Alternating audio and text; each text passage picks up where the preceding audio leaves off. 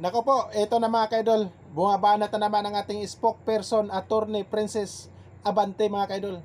At itong yung sinasabi ni Attorney Princess Abante mga kaidol, ito yung taong hindi nagtrabaho dito sa ating bansa pero sinasahuran po natin. May sahod kahit hindi nagtrabaho mga kaidol. Ito na may pangalawa sa Pangulo mga kaidol, VP, si Sara Lustay Duterte mga kaidol, no? Hindi na nahiya sa mga taong bayan mga kaidol na sinasahura natin na hindi nagtrabaho dito sa ating bansa. At sigurado mga kaidol, itong sinasabi ni Attorney Abante mga kaidol ay may matamaan talaga ito mga kaidol, no? At siguradong may matamaan dito mga kaidol. Si Sara Lustay Duterte at saka si Aimee Duterte. Ina, mga tao na yan, no? Oh, di ba? Hindi na kayo nahiya. Hindi ka marunong mahiya, Sara Lustay, na kami po ang nagpasahod sa iyo pero hindi ka nagtrabaho dito sa ating bansa. At dapat lang mga kaidol, magkaroon po tayo ng boses, taong sambayan ng Pilipino, taong bayan po, at magkaroon po tayo ng boses dito dahil po tayo ang nagpasahod sa kanila, no? Tayo po ang nagluklok sa kanila na mailagay po sila, makaupo po sila bilang Vice President pero walang ginagawa dito sa ating bansa. Tayo ang nagpasahod sa kanila. Dapat magkaroon po tayo lahat ng boses dito sa social media mga kaidol.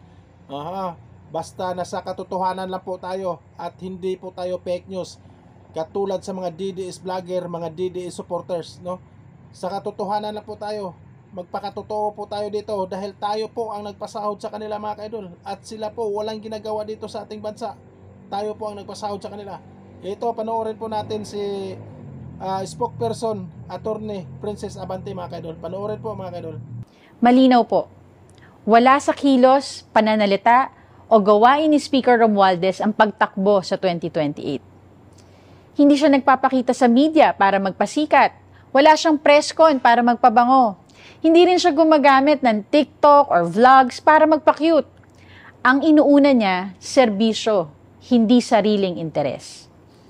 At higit sa lahat, si Speaker ay kilala sa paggawa ng mga desisyong mahirap at hindi palaging popular.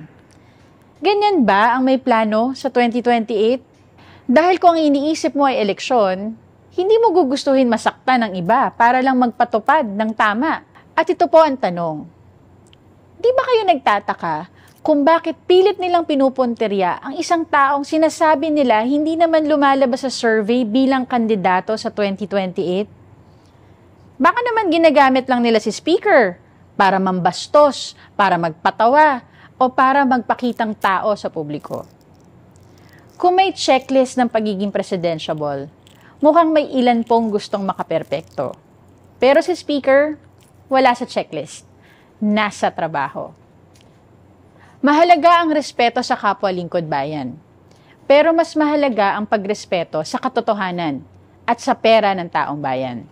Mabigat po ang mga personal na banat. Pero mas mabigat ang mga isyong kinakaharap natin ngayon. Katiwalian, kapabayaan, at maling paggamit ng pondo. At ayan na nga mga kaidol, no? At sigurado mga kaidol, at masisira na naman yung mood sa mga DDS dito mga kaidol, no? Mga DDS supporters mga kaidol sa sinasabi ni spokesperson Attorney Princess Abante mga kaidol. At siguradong natatamaan talaga dito sila mga kaidol, no? Oo, lalo na yung Vice President natin na walang ginagawa dito sa ating bansa. Tapos tayo ang nagpasahod sa kanya, di ba? Mas nakakahiya mga kaidol, di ba? Oo. Kasi makapal nga mukha kaya hindi mahiya mga kaidol. Kahit ano pang sabihan yan mga kaidol, no? Ito paggala-gala lang sa ibang bansa. Walang ginagawa dito sa ating bansa sa Pilipinas. Pero tayo ang nagpasahod sa kanya. Ang kapal na naman ang mukha ng Vice President na yan. Hanggang dito na lang po tayo mga kaidol. Maraming salamat at mag-ingat po tayo palagi. God bless po mga kaidol.